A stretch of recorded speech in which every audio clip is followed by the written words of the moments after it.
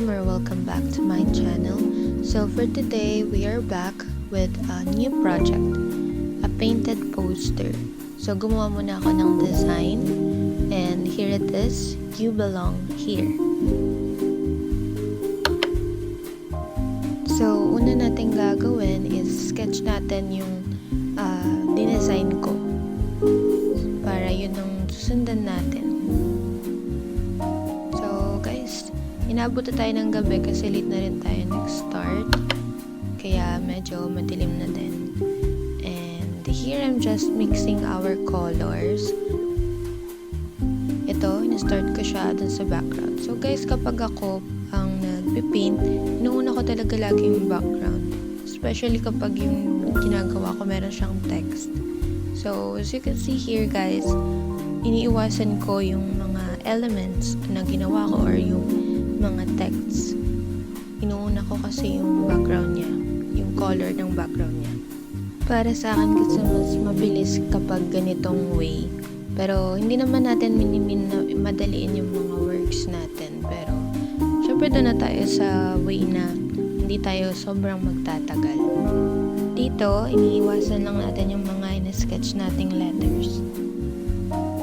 Kung tatanungin nyo pala kung para saan tong ginagawa natin, para siya sa church namin, para siya sa ushering booth, makakatulong siya sa ushering booth natin, especially sa welcoming.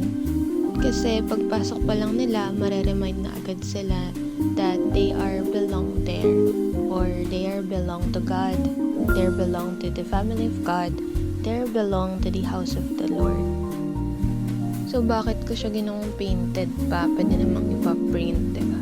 Pero for me kasi, if may resources ka naman, kung kaya mo namang gumawa, why not, diba? Gamitin natin yung ating mga God-given talents.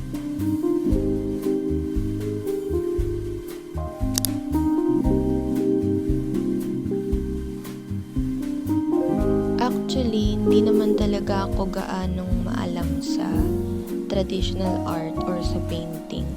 Kasi ang forte ko talaga is digital design, editing, photography, videography, yan. Pero syempre, as an art student, maganda din na mag-explore ka ng iba't ibang klase ng art. Lalo na sa course namin, madami kaming tinatry. Meron kaming parang crafting or production, yan, traditional art and digital art, ganyan, design, iba't ibang klase ng design.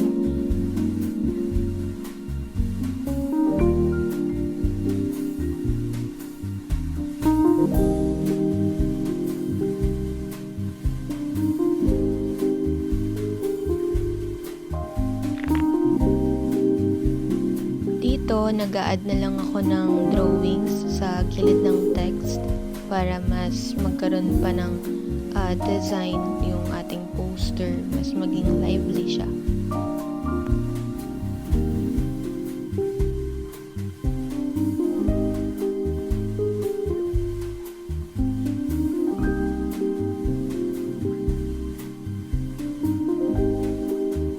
Dito, nag-outline na ako. Pero dapat talaga shadows lang yung gagawin ko dito. Pero napansin ko din na parang mas readable siya kapag nilagyan ko ng outline. Lalo na kasi bright yung yung background niya. So ginawa ko, in-outline ko na lahat. Ito yung mga elements na nilagay ko.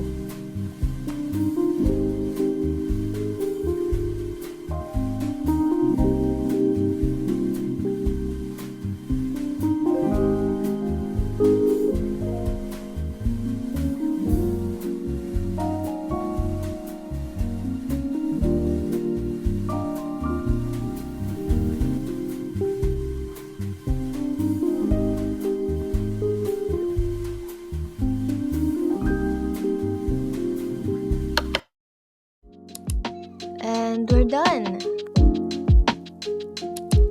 So that's all for today guys. Stay up for more videos and see you on our next episodes. God bless everyone! Bye!